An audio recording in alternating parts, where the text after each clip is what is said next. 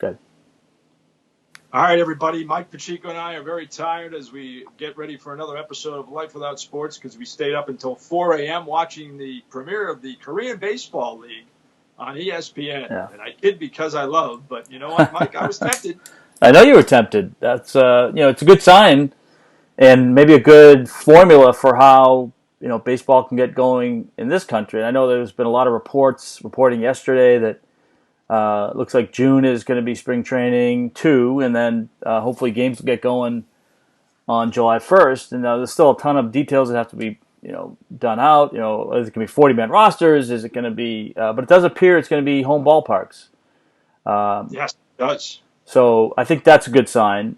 My only fear about all of this stuff, and again, you and I have been vehement about how we want to see things come back and get back to a semblance of normal, but you got to be able to guarantee the safety of the players, the managers, the coaches, the support people, anybody ancillary traveling.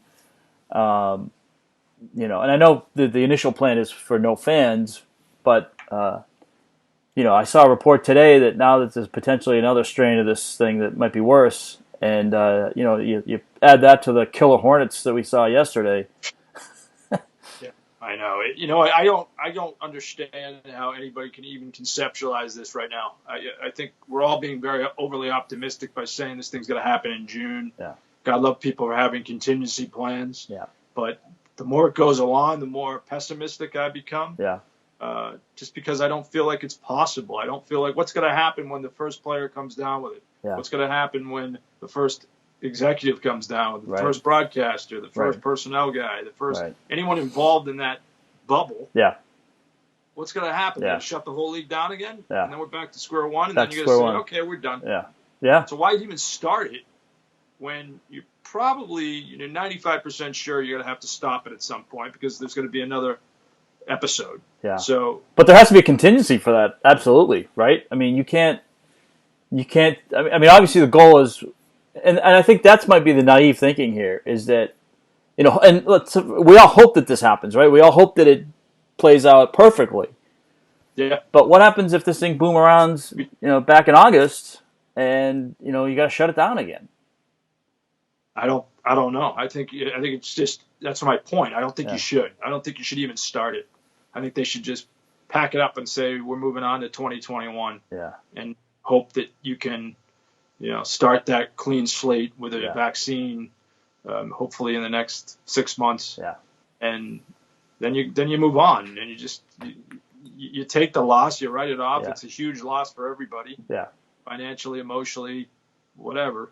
It's a lost season, but is it worth the pain and suffering that's going to come on the back end? I don't think so. Right. I hate to be. I was really optimistic at one point, but now I'm like, you know what? Is it worth it? Yeah. Yeah. Yeah. I just worry that we're pushing this thing too fast. Yeah.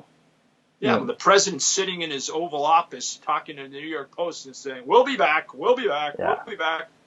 How do you don't know that? Yeah. We're never going to be back to what we used to be anyway. Right. It's not gonna be like handshakes are probably a thing of the past, right? No more handshakes. Oh, no more handshakes. Yeah. Yeah, absolutely. Those Korean bat flips are all the rage. Yeah. Yeah, no one gets thrown at. I know. Well, hold on. Speaking of that, should I get my... Is that a Korean bat model? No, I got my Louisville Slugger right here. Oh, look at that. That's it. I should probably do it this way. Power Eyes. Is that Wonder Boy? The Pro Stock model. Yeah, the Wonder Boy. That's an official bat. Oh, yeah. This is circa probably 2010, maybe. That's one once used by Chris Getz. This was a popular model back then when Getzey was here. Charlotte Knights. That's right. Yeah. What's in Mike's house today? Yeah, there you go. I like it. Just What's random artifacts. Pillow? Yeah, random. Oh, you'll like this. And this is Sam. Actually, this was in one of the bookcases when she was cleaning it out. Wow. Science of Hitting, Ted Williams. The Science of Hitting. Yeah, notice it hasn't really been read too much. Yeah, my dad gave that to me when I was young, thinking that it might stick with me and I might become a 350 hitter. Yeah. Never worked. Yeah. Yeah, I love the Williams heat zone though. It was great. Oh yeah. his average at each spot Yeah, where yeah. balls were. And remember, that was before, all this baseball analytics stuff too. So Yeah, he was kind way of, before. and he was kind of ahead of the curve too on the launch angle stuff too.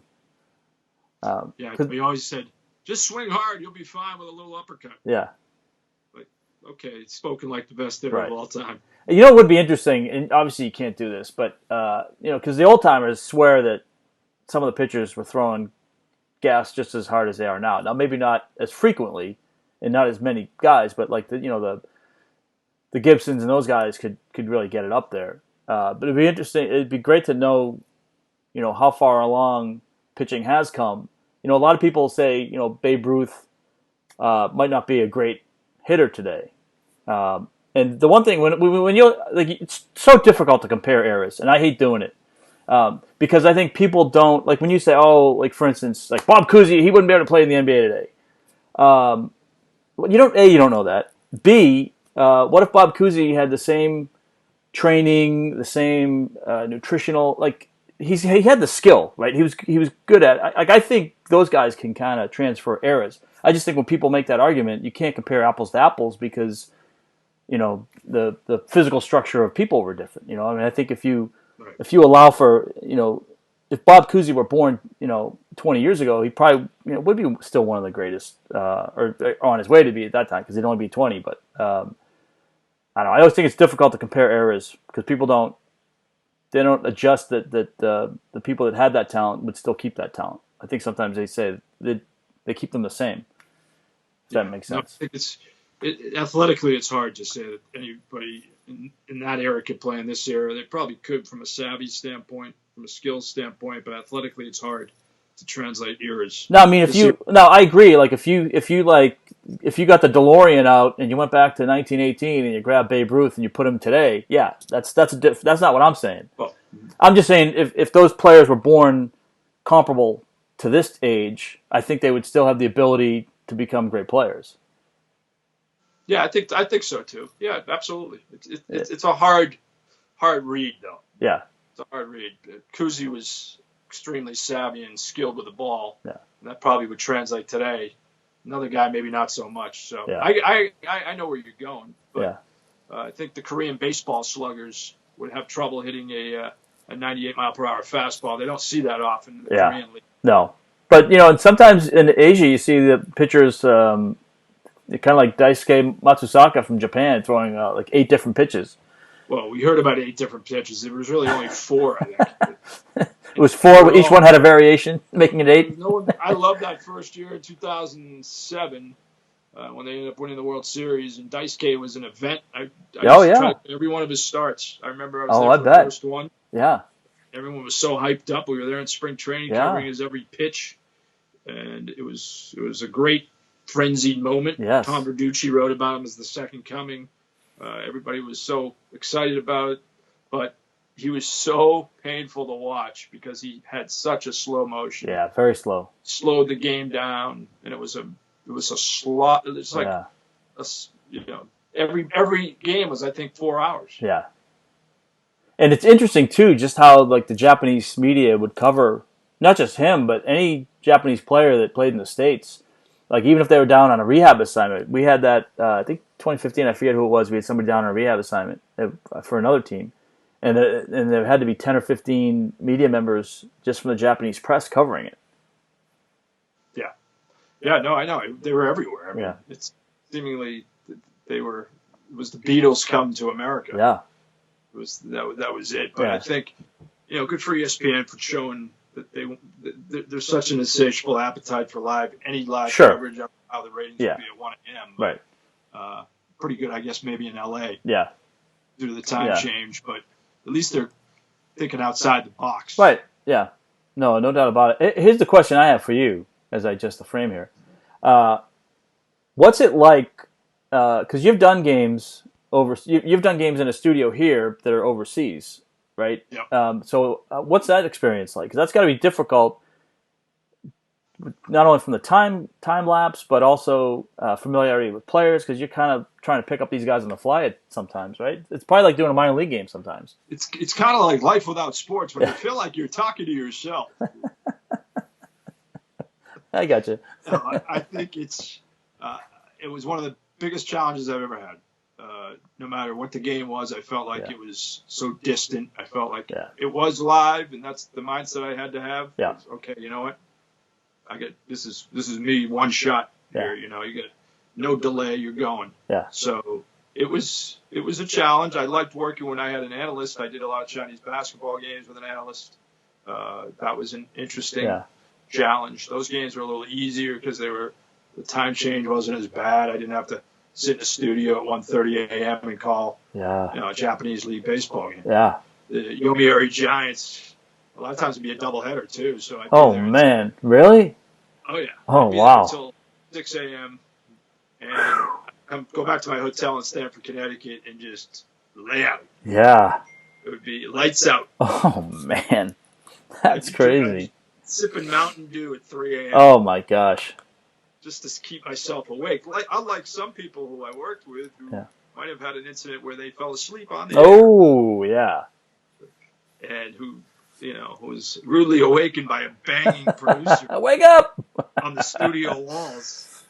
Wake up! It's the fourth inning. This Wow. poor kid, poor guy, fell asleep. Yeah. But the good news was it was TV, so hey, I'm a big fan. Silence is better on television. Let the pictures tell the story. Sure. Sure. Maybe that was a little too much sound. Yeah. Yeah. Yeah. Well, I get that. When doing the Larry Glick show, there were a couple times where Larry didn't fall asleep, but you could see him starting to doze off a little bit. So I'd have to hit his talk back and just not. I mean, he was a legend, right? So you didn't want to embarrass him. So like, hey, Larry, make sure you ask this or you. Joe Oh Biden yeah, fell asleep. Did you see that? yeah. Oh gosh, man. I think, what was it, last week he fell Yeah. asleep during an interview, they think? Yeah. He was a panelist or something. Well, that and and dozed that's off. happened to Trump too, where they surmise that he has fallen asleep during some things. So it's that's Mike Francesa, of course. Francesa, yeah. Well, I mean, that's the Sweet danger of routine. these guys in their 70s and 80s and in big jobs. The stress, the time commitment. When you're campaigning, obviously now it's different because of they're not out on the campaign trail. But could you imagine without the pandemic? You have two guys in their 70s, right? Crisscrossing the country, doing 3 and 4, 5 events a day. I mean, that's tax. I mean, that's taxing if you're a 50-year-old guy. It is. Extremely. It's but that's part of the job, and that's why I'm worried about Biden. And that's why whether he's suitable for office. Yeah. Well, age. but that's why they cannot fail. The Democrats cannot fail to have a solid, electable vice presidential candidate. And I told you this a couple weeks ago. I mean, I still feel like, not through nefarious means, but I mean, I think there's maybe not a good chance, but I could see him not. If he were elected, I could see him not fulfilling the whole term. Yeah, no, that would be unfortunate, but Yeah. that wouldn't surprise me. I'm not saying it's going to happen, but that's certainly a possibility. No, I would agree with that. But I mean, you could all. I mean, and I know they say Trump's in great health, but I mean, yeah, that's possible too. How do you believe anything that comes out of that office? That's crazy. Yeah, he's in great health. Okay, whatever you say. Right. And then there's people swarming the State House in Massachusetts yesterday to protest Charlie Baker, the governor's lack of opening the state up. Did you see the video? Screaming. It was from Austin, Texas. A park ranger at one of the Austin city parks had his back against like a little pond area, and he was trying to disperse some people that were drinking and smoking weed and having a good time. And one of the bros tossed him into this body of water. Oh my God! Was one of them Matthew McConaughey? No, they did. He kind of looked like him a little bit from 20 years ago, but no, it was not McConaughey. That's his spot. But you know what? I mean, I understand, protesting and being able to express your views is a fundamental. It's guaranteed in the Bill of Rights, right? The freedom of expression. Yeah. But that doesn't mean you have freedom to be an a-hole. And like these guys in Michigan last week, like there was no you can protest that without the guns. Like you don't need the guns. Like that, when you introduce a gun to a situation, you increase the potential for bad things to happen. Even if your intent isn't like I know these guys, their intent wasn't to fire these guns off, but their intent was to intimidate. And then you got these people at these opening up rallies, and I will give Charlotte credit. They did one the other day here in Charlotte, and they were told if they get out, they stayed in their cars and they maintained distance, and great. I'm all for that. You know what I mean? Like, whether I disagree or agree with your opinion, I still think you have the right to express it. But be thoughtful of other people. We've become such a me and such a selfish generation, and I don't mean like a generation, like this, like, I don't know, this whole civilization that we have here, I think is at least the American experience. Well, it starts at the top. Yeah. You got the greatest narcissist in the world as your president. Yeah. And it's a trickle down theory. Yeah. I think, I'm not blaming everything on Trump, but I think the anarchy that's reigning right now, and people are just raging, literally raging. Right. There was a woman, I don't know if you saw it on Twitter, but a woman outside the State House yesterday in Massachusetts just screaming, "It's fake! It's fake! Only people are dying that are in hospitals and nursing homes." And talk to all those other families that lost people that were in hospitals, but they weren't in nursing homes. Right. Right, and I'll say, you and I've talked about this, John. We're very sympathetic to, especially the small businesses. I mean, corporations, most of them will get through this. The small businesses are going to get hit really hard, and I don't know what the answer is. I don't want to see that happen, but you can rebuild. You can people have come back from bankruptcy in a lot of desperate situations and come back. It can happen. But it's hard when you're 6 feet under, buried and dead. You know what I mean? Like, it's going to be a long, long recovery for everybody. Yeah. And I don't know. Thankfully, there's a lot of stimulus plans that are out there, and people are can utilize those. But then there's the small restaurants that are getting charged by delivery services still, and they're not utilizing delivery. It's the DoorDashes of the world are crunching these people because it's this repeat payment plan they can't get off. Right, and I think I saw somewhere up to 30% of your check goes to the delivery people. So when you have slim margins already in a restaurant, you're basically just working at cost. I think at that point, or close to it, your margin's significantly less. Unenviable. The only it's hard. Restaurant going to be okay probably are the big ones like the McDonald's of the world. And the Burger Kings. And Chick-fil-A. I mean, the Chick-fil-A. Yeah, the Chick-fil-A. They shouldn't have put that thought in my head, John. We might have to go to lunch now. I know, you got me hungry too. There's no doubt about that. Yeah. But, I'm headed up to one of your favorite places, Rockport. No kidding. That's no joke. I love Rockport. That's one of my favorite places. Very fond memories. Long Beach as a child. Oh, yeah. Gorgeous day today in the region, so I'm going to head up there. Are you going to take the boys to Bass Rocks? They're going to go see Grandma, and we're going to take a walk in the rocks. Yeah, you're going to stroll through Gloucester too? I don't really, it's like that line you cross. No, but you should take the boys. Line. No, but you should take the boys. Line. You should take the boys to Bass Rocks. One of my buddies growing up, Bobby Asarian, his parents had a house right on the water. I mean, it was gorgeous. And we had so much fun as kids there. So, Gloucester and Rock, I have the best of both worlds. But it's, I can't think of what's the beach? It's right next to Long Beach. But it's not that far from Rockport. Take them to Bass Rocks. It's a good visual. I will make sure that we'll put that on the list. Put that on the list. Yes. One thing about my boys, they might take a walk for a little while, and then it's like, we're done. Yeah. It's not in touch with their nature side quite yet, unless it involves Fortnite, right, or some other handheld device. Yeah, but we're gonna have a fun time, Mikey. The general store is not open, unfortunately. That's a shame. That place is great. Great place, right on the neck. And they used to have I don't know if it was actually a Dairy Queen, but they had like a little ice cream. No shop. Dairy Queen in Rockport. Yeah, no, this was right on the line. It was right on the Gloucester Rockport line on the Long Beach side.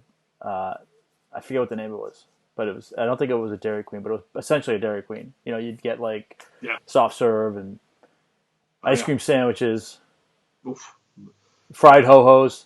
No, I'm just kidding. Fried Twinkies. Fried Twinkies. That's a staple at the North Carolina State Fair. I know. I don't think I ever had one. I was tempted, but I somehow that's on my bucket list. Eat a Fried Twinkie.